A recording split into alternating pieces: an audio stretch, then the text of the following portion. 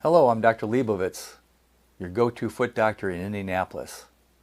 We're going to discuss topical and oral medications for the treatment of onychomycosis or fungal nails.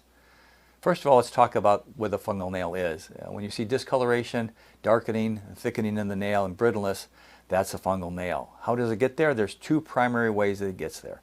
One is through trauma. If you hit the nail or have repetitive microtrauma, the fungus is allowed to infiltrate the nail and will eventually show up.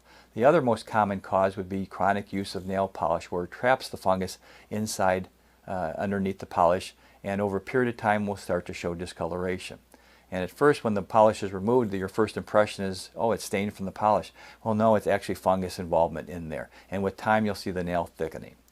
Now, the treatment options, by far the best one we have right now is the oral medication. With the oral medication, though, we have to be cautious. There's a potential for liver irritation, so we will do liver enzyme studies. We'll do one before we start the medicine, and the most important one is about a month and a half after we start the medicine to make sure there's no changes. Now, liver irritation is very, very rare, but the last thing we want to do is exchange a liver problem for a nail problem.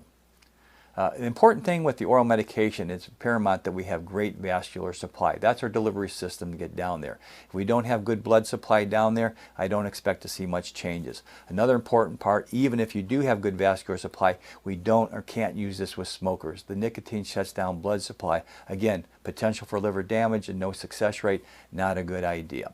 The other option we have is topical medications. Now, this is a drop that's put on twice a day, and the topicals we use actually have an active ingredient in there that treat the fungus.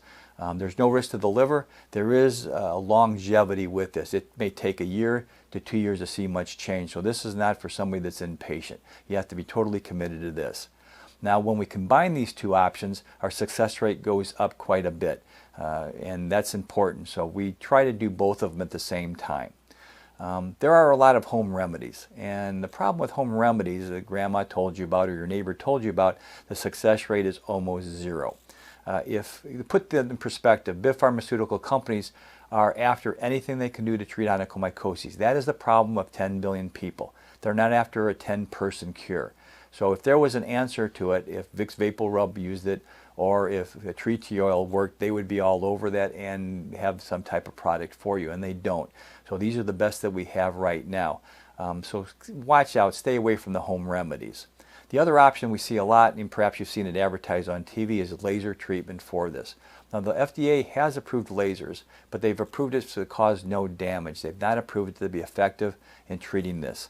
And it's pretty much a weight loss center. By the time you're done with this therapy, your pocketbook is going to be much, much lighter.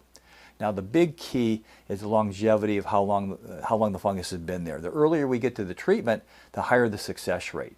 So if we only see mild discoloration or partial discoloration and only thickening at the very end of the nail, we have a much higher success rate with treating this. By the time it's a train wreck with the nails a half-inch thick and completely taken off or almost ready to fall off on their own, it's a very, very difficult thing to treat.